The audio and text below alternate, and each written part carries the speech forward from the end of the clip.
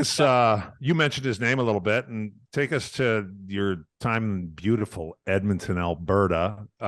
You played with Connor a little bit. I don't know, just from the, you and I have talked about it maybe a little bit, but I don't think that much. I met him one time when I met you at the bar there in Edmonton.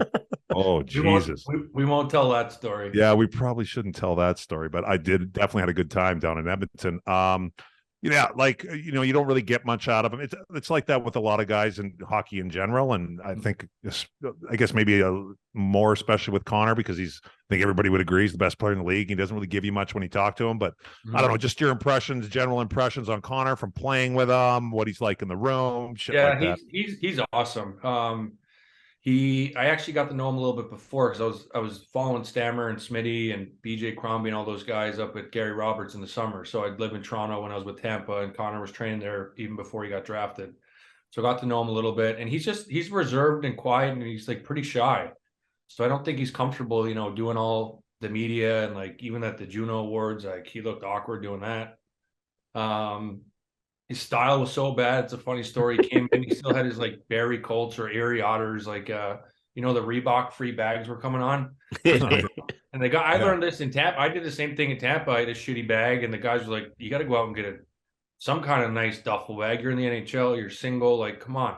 So I was like, all right. So I went out and did it. So I taught Connor that. I'm like, dude, you're face of the NHL now. Like, you've only played 2 games. You're the best player already. You can't be having a Reebok Erie Otters bag. And I'm like, you get a watch. He had like some Timex Indiglo watch on. I'm like, we got to go get you a watch. So we came down to LA, and he didn't. I don't think he wanted his dad to know, so he didn't want to put on his card. He didn't have checks yet, so I had to buy his first watch for him, and he had to pay me back when we got to Edmonton when he got his next paycheck. It was hilarious. You bought it. You put it on your credit card because he didn't want his dad to know that he bought a watch. Like, yeah, it was like $5 or $7 grand or something. And it was actually funny. Then it came full circle. So I was making fun of him, and he did it. And he got his watch and got his duffel bag, starting to look a little better, but it's still a little questionable.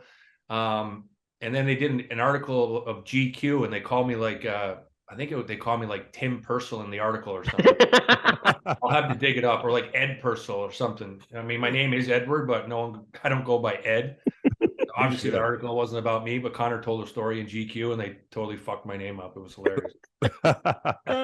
But Connor's kind of what you kind of described a couple minutes ago as a hockey nerd, right? I remember talking to him when he had just been granted exceptional player status, and he came into studio with his dad, and he was just, he basically, it's like, what do you like to do other than hockey? Nothing. I just like hockey. It's like, do you like movies? No, I like hockey. Do you like video games? No, I like hockey. It was just eat, sleep, poop, hockey. That's all he did. And he lived the first year he lived with Taylor Hall and Luke Gazdick, and I lived down the street from him. So we'd always have, we weren't very good then, so we didn't want to go out in Edmonton a lot, because we were just getting abused. Get roasted. I remember, like, I did it wrong too. I went from LA to Tampa, and I was always a middle of the road guy. No one knew or cared. Then I go to Edmonton. I remember I was at IGA, and I'm buying a steak that's not even a butcher's shop. There's like steaks wrapped in saran wrap, and I was like 64 ounces for like $7. I'm like, oh, this is gonna be delicious. and a lady was next to me. She's like my mom's age, and she's like, why didn't you shoot last night in the power play, Ted? I'm like, oh God. Like the first time I got noticed in 8 years playing in the NHL. My first 8 years didn't get noticed, get traded there, buying a steak at IGA, and I'm like, all right, we're not eating. I'm not going out to eat anymore. You got some. We'd always have dinner parties. Yeah, giving it to me. So we'd always have, Luke Gazdick was actually a good cook, and we used to.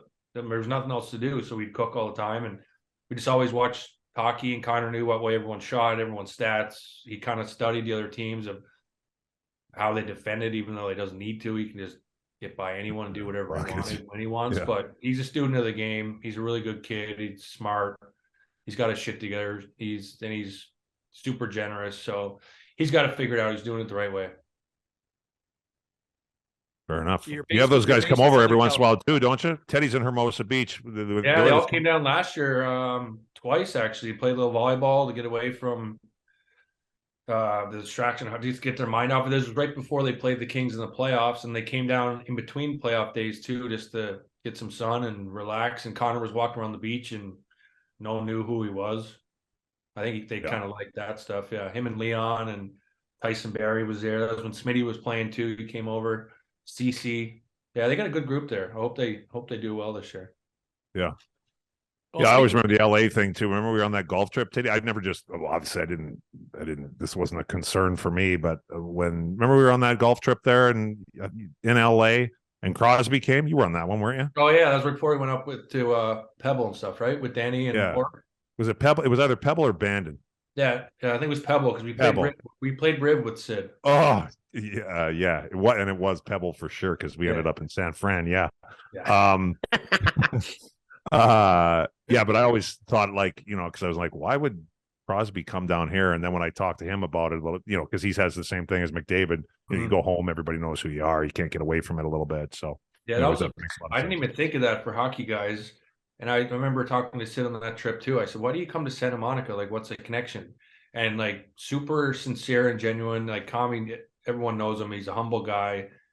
Doesn't talk about himself. He goes, I don't know. I've never been to a grocery store and I've never been to movies. And like, I get to do that. And like to sit back and think like, wow, you don't even think about that as a hockey player, for him to try to come out here and just be normal. It kind of took me back a little bit. I was like, whoa.